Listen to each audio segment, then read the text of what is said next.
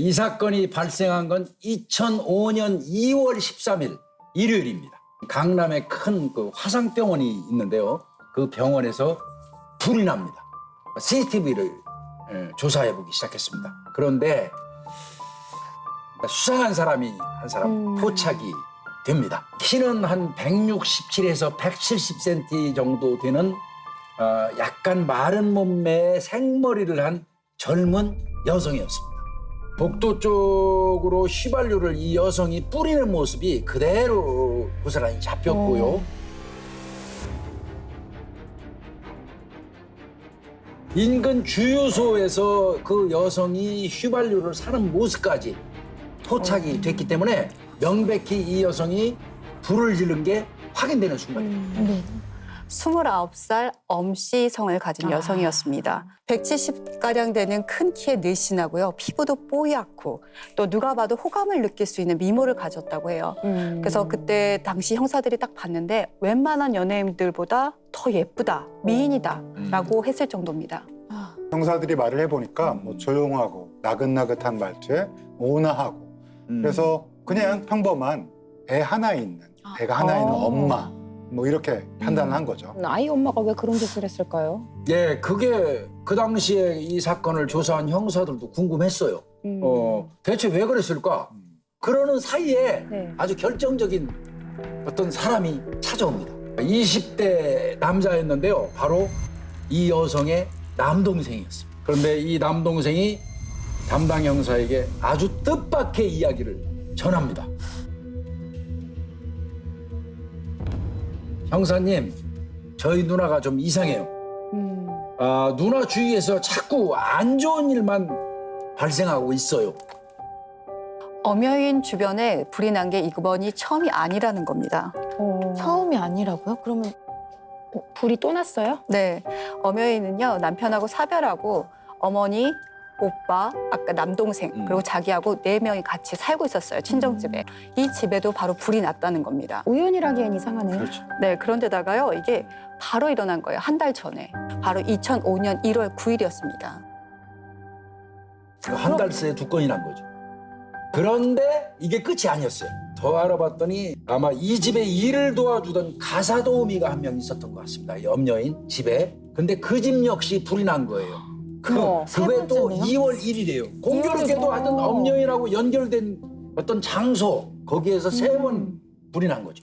근데 어떻게 이렇게 엄여인의 주위에 자꾸 불이 나서 그것도 연달아 3번. 네. 이건 정말 의아한 일이고 쉽지 않은 일이죠. 흔하지 않은 일이죠. 이게 우연이라고 더 보기 좀 어려운 게요. 아까 병원에 불을 질렀다고 했잖아요. 그 병원이 바로 도우미 강 씨 집안 식구들이 치료를 받는 그 병원이었어요. 어머. 네. 그런데 또 이게 다가 아니에요. 한 달 새 3번의 화재 이거 말고도 또 있었다고요? 예, 이 남동생이 한 다음 이야기는 정말 놀라울 정도입니다. 사실은 누나가 결혼을 2번 했는데 네. 매형 둘 다 사망했어요. 엄씨 가게도인데요. 엄여인은 첫 번째 남편이랑 결혼을 합니다. 그러고 나서 딸을 낳는데요. 딸이 먼저 사망을 하고 그 후 얼마 안 있어 첫 번째 남편이 또 사망하게 됩니다. 그리고 나서 얼마 안 있어 2번째 남편과 결혼을 하는데요. 2번째 남편이 또 사망하게 됩니다. 그래서 형사는 이제 가장 먼저, 가장 최근에 숨진 이제 2번째 남편 가족을 좀 만나보기로 해요. 그 남편의 친누나를 만나게 됩니다. 엄여인은 어떤 사람이었습니까? 근데 망설임 없이 이 친누나가 바로 얘기합니다. 우리 집에 엄청 잘하는 사람이었어요. 우리 동생이 무슨 복이 많아가지고 저렇게 엄여인 같은 여자를 만났는지 모르겠다. 장가 잘 갔다. 이런 생각들을 했다는 겁니다. 엄여인 같은 경우는 모 여대 유아교육과를 졸업해서 뭐 명문 사립 유치원 교사도 했었다. 뭐 친오빠는 육군사관학교에서 그 근무 중에 있다. 남동생은 뭐 미국 유학파다. 그리고 이제 하나 더 붙어요. 아버지가 돌아가셨는데 그때 내 앞으로 유산을 한 10억 남겨놓으셨다. 이렇게까지 얘기를 하는 겁니다. 그러니까 뭐 시댁 입장에서 볼 때는 복덩이가 굴러들었거든요. 한 6개월쯤 지난 시점에 이제 누나는 이 엄여인으로부터 전화를 한 통 받게 되는 거예요. 이 남편이 다쳐서 병원에 입원을 했다는 내용이었어요. 어머. 그때 누나가 보니까요, 이 엄여인 같은 경우는 뭐 옆에서 그 남편을 그 간호하는데 아주 지극정성이었다고 그래요. 그 힘이 덕분이었는지 빨리 회복하고 퇴원도 했습니다. 그런데 네. 이 남편이 12월 14일 또다시 입원을 하게 됩니다. 눈이 보이지가 않습니다. 갑자기 실명이요? 왜요? 네, 실명입니다. 아, 대체 무슨 일이냐. 남동생이 뭐라고 얘기하냐면 졸려서 자고 일어났는데 이렇게 돼버렸다. 네. 라면서 전혀 눈을 못 뜨고 눈물만 뚝뚝 흘리더라는 거예요.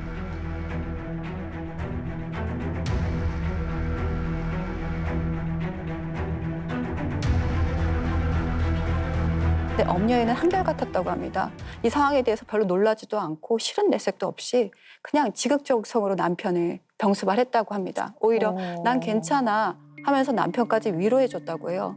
또 그때 마침 아들이 생겼습니다. 아들이 네, 임신을 임신을 하게 된 거예요. 예, 그런데 안타깝게도 이번에는 또 남편이 이제 차도가 별로 없었어요. 결국은 2003년 2월 12일 날 이 네. 남편이 사망하고 맙니다. 어머. 누나는 아마 이 자기 동생이 사망하기 전날 병원을 찾아갔던 것 같습니다. 갔는데 그때까지만 해도 동생이 멀쩡했다는 거예요. 눈이 뚫려서 실명되고 또 갑자기 이제 사망을 하게 됐잖아요. 그럼 아내 입장에서 부검을 해봤으면 네. 좋겠다. 네. 그런 의심이 들었을 텐데 왜 남편이 죽었는지에 대해서 궁금하지는 않아 보여요. 그 부분이 이제 형사들은 뭔가 좀 이상하다 이런 느낌을 가진 거죠. 그래서 형사 입장에서는 거슬러 올라갑니다. 네. 첫 번째 남편 사망 사건을 좀 확인해 볼 필요가 있다고 느낀 겁니다. 이 첫 번째 남편의 병원 기록을 쭉 이제 살펴보는 거죠. 그랬더니 이 남편은 4년 결혼 생활 동안 10번 넘게 네. 10번 넘게 입원, 퇴원 이걸 반복한 기록이 있더라는 겁니다. 또 놀라운 또 점이 하나 발견이 됩니다. 이 첫 번째 남편 역시 오른쪽 눈이 실명된 상태였습니다. 와, 똑같네요. 이거는 두 번째 남편이랑. 정말 근데 우연이라고 말할 수 없을 것 같아요. 데칼코만인데요. 아, 그렇죠.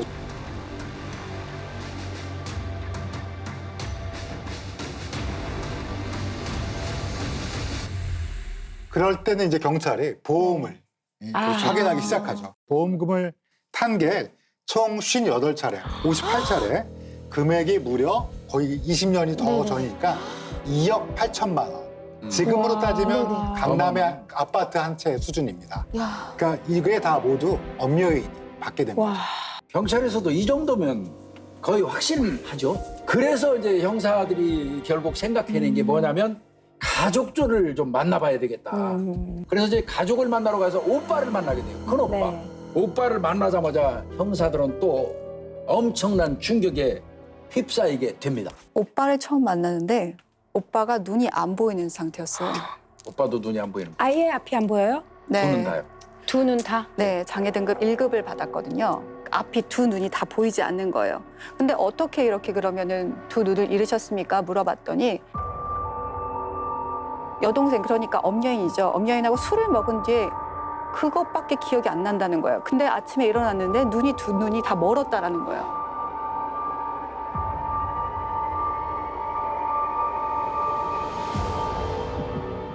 어쨌든 엄여인 그 주변에 예. 남자분 예. 정말 모든 분들이 실명이 됐다는 얘기잖아요. 세 네. 분이 맞습니다. 다 드라마도 아니고 말이 안 나와요. 공포 영화 같은 네. 느낌이 드는데요. 근데 이거보다 더 충격적인 사실이 있습니다. 또 있죠. 아, 엄여인의 어머니도 실명했습니다. 친정 어머니. 엄여인의 기점으로 양쪽의 남편은 너무 실명하고 무서워. 사망했고요. 그다음에 가족, 친가족을 보면 오빠 실명, 어머니 실명, 있고. 남동생 화상. 이쯤 되니까 이제 뭐 엄여인도 더 이상 숨길 수가 없다고 이제 생각이 됐겠죠. 이 정도 경찰이 낱낱이 밝혔다면 그래서 이제 자백을 하기 시작한 거고 이제 내가 다 했다 이렇게 되는 거죠. 본인의 가족까지 눈을 멀게 하고 그런 걸 다 고백을 한 거예요? 예, 자기가? 그렇습니다.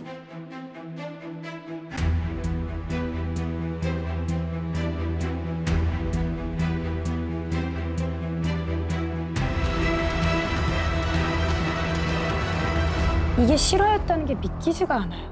자세한 내막까지 들으니까 되게 무섭게 느껴지는 것 같아요. 이 엄여인 같은 경우 둘째 남편 만날 때 오빠는 육사고 맞아요. 그다음에 남동생은 유학파고 네. 자기는 10억의 유산을 받았다라고 맞아요. 했어요. 근데 이게 모두 다 거짓말이었습니다. 그 엄여인 같은 경우는 한때 보험 모집인을 한 적이 있어요. 맞아요. 보험에 대해서 잘 알고 있는 거죠. 그러니까 야. 어떻게 하면 얼만큼의 보험금을 받을 수 있는지를 그렇죠. 좀 일반적인 우리들보다는 좀 잘 알았나 봐요. 그렇죠. 그렇다고 남편의 그 실명을 시키고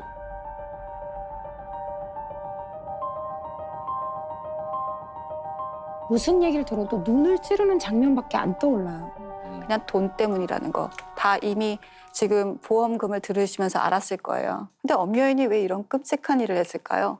바로 사망을 제외하고 보험금이 가장 높은 게 실명이고요. 그 다음 순위가 화상이에요. 그러니까 남편의 보험금을 차례차례 들어놓고 자기가 화상을 입히고 실명을 하면서 그 거액의 보험금을 탄 거죠. 사실 범죄를 다루는 사람들 입장에서도 엄여인의 케이스 같은 맞아요. 경우는 끔찍하다 정도로 표현이 안 돼요. 그냥 숨이 탁 막히는 그 정도 느낌이에요. 이 여인이 왜 이렇게 이런 엽기적인 범행들을 반복하게 되었을까? 우선 엄 씨가 가진 돈에 대한 왜곡된 집착을 좀 볼 필요가 있습니다. 그럼 왜 이런 돈에 대한 집착이 생겼을지에 대해서 본다면 엄 씨는 꽤 학창 시절까지 부유한 집안에서 자라났다고 해요. 아버지께서 중소기업을 운영하셨다고 하니까요. 그런데 청소년 후반기에 회사가 좀 어려워지고 결국엔 아버지께서 숨을 거두게 되면서 집안 자체의 경제적인 부분들이 몰락을 하게 됩니다. 경제적인 좌절이 돈에 대한 왜곡된 집착을 좀 만들 수 있지 않았을까 이렇게 생각되는 부분이죠. 근데 꼭 그것 때문이라고 볼 수는 좀 없을 것 같기는 해요. 왜냐하면 똑같은 환경에서 자랐던 그렇지. 오빠나 네, 남동생은 나름대로 성실하게 잘 자라났거든요. 네. 엄여인 같은 경우에는 특히나 돈에 대한 집착이 강했던 걸로 보여집니다. 고등학교 시절부터거든요. 고등학교요? 그쵸? 고등학교 2학년 때의 기록을 보면 전학을 간 것으로 되어 있는데 그 이유가 반 친구들에게 돈을 상습적으로 갈취한 이유로 되어 있어요. 근데 이 시기를 보면 나름대로 집안이 경제적으로 여유가 있었던 시점으로 보여지거든요. 돈의 여유가 있음에도 불구하고 친구들에게 돈을 갈취한다. 이건 그만큼 돈에 대한 집착이 극히 강했다라는 것을 시사하는 바죠. 아니 뭐 이렇게 돈 내놔 이런 거예요? 친구들한테? 친구한테 수면제를 먹인 다음에 아마 야. 금품을 훔치는 그런 행위를 했던 걸로 알고 있습니다. 근데 어릴 때부터 돈에 그렇게 집착했는데 왜 이렇게 돈이 많이 필요했던 걸까요? 엄여인이 그렇게 많은 돈을 필요했던 그 이유는 쇼핑에 필요할 돈이 쇼핑. 필요했던 거죠. 와, 어머니 눈을 멀게 하고 와 쇼핑. 그래서 실제로 엄여인은 그렇게 모은 돈으로 야. 친구들과 헤어 메이크업을 하고 비싼 데 가서 피부 관리를 받고 명품 매장에서 명품 옷들을 사고 사치를 즐겼다고 해요. 사실은 와, 본인이 가족들의 눈을 멀게 했지만 정작 본인이 눈이 멀었네요. 너무 과하니까 뭐라고 말로 표현할 수가 없을 것 같아요. 어떻게 사람이라는 어떻게 이럴 수가 있죠? 엄여인이 얼마나 돈을 펑펑 썼냐면요. 남양주에 아까 살았다고 했잖아요. 근데 여의도에 죽이 맛있었나 봐요. 그래서 그게 먹고 싶다고 해서 택시를 타고 거길 가요. 뭔데? 네, 남양주에서 택시비가 네. 11만 원이 나왔어요. 근데 죽은 6천 원이거든요. 어머. 엄여인의 이런 엽기적인 어떤 행각을 이해하기 위해서는 우선은 그녀의 자존감이라는 걸 좀 바라볼 필요가 있습니다. 나의 내면이 항상 텅 비어 있어요. 아주 불안정해요. 정서적으로 어디로 튈지 몰라요. 그 텅 비어 있는 걸 어떻게 해서든지 채워넣으려고 애를 쓰는 거죠. 혹시 영화 미저리를 보셨나요? 네. 엄청나게 무서운 무서운 영화인데요. 미저리라는 영화에서 보면 결국에는 팬이 소설가를 납치하면서 감금하고 고통을 주면서 동시에 엄청 돌보죠. 네. 그러면서 자기 만족을 얻으려고 하거든요. 네. 그렇게 나의 마음속에 공허감을 채우기 위해서 타인을 돌보면서 마치 학대하면서 공허한 나의 마음을 채워넣기 위해 타인의 아픔을 이용하는 것. 타인의 아픔을 돌보면서 나의 공허감을 채우는 대표적인 증상을 맨하우젠 증후군. 여기서는 대리 맨하우젠 증후군이라고 얘기를 합니다. 맨하우젠 증후군은 누군가가 나를 돌봐주게끔 만드는 거고요. 대리 맨하우젠 증후군은 내 가까운 누군가를 아프게 하면서 그 사람을 내가 열심히 돌보고 있으니까 주변 사람들이 나를 감동해주고 나를 인정해주겠지라는 마음에서 오는 겁니다. 엄여인과 상당히 유사한 부분들을 좀 보이고 있죠. 그 누군가를 힘들게 네네. 만든 다음에 또 극진히 보살피잖아요. 네네. 그러면서 주변 사람들이 "헉, 이렇게 힘든 상황에서도 네. 남편을 그렇게 챙기다니 이런 식으로 동정을 네네. 얻죠. 전문적인 분석을 듣고 보니까 이 엄여인의 상태가 정말 심각한 것 같은데 궁극적으로 일견 지금 드러나는 현상을 보면 보험금 목적이라는 게 가장 현실성 있는 네. 그 이야기가 될 수 있을 것 같은데요. 2억 9천 정도 되는데요. 저 중에서 이제 아마 본인이 뭐 한 1억 5천 정도 꺼내가지고 그냥 마구 사용했던 것 같고요. 판결은 네. 어떻게 나왔죠? 일단은 뭐 무기징역을 받고 최종적으로 지금 그 이 복역 중에 있고요. 다시 처음부터 보면 5분을 실명을 시키고 또 3명의 목숨을 빼앗고 완전히 인생을 그냥 그렇죠. 앞도 못 보고 완전히 인생을 망가뜨려 놨는데 무기징역이 이게 조금 무기징역이라는 게 더 화가 나는 건 이런 범행을 저지르고도 전혀 반성의 기색이 보이지 않았다라는 거예요. 이 당시에는 사형도 선고가 됐으니까요. 집행도 됐던 때고 그래서 예. 그런 점에서 극형이 나올 수 있었는데 예. 이전까지 전과가 없었다. 또 어린 나이에 결혼해서 판단력이 미숙했고 좀 불행한 삶을 살았다. 뭐 이렇게 생각하고 교화의 여지가 있다. 나이가 어리다 보니까 이런 것들을 고려해서 무기징역을 선고한 걸로 추정이 됩니다. 그리고 여기서 교화의 여지가 있다라고 이제 재판은 얘기를 했지만 사이코패스는 교화의 여지가 없다고 지금 학계에서 얘기하고 있거든요. 사실 이때 이 개념이 도입이 됐다고 한다면 엄여인은 100% 제가 봤을 때는 사이코패스거든요.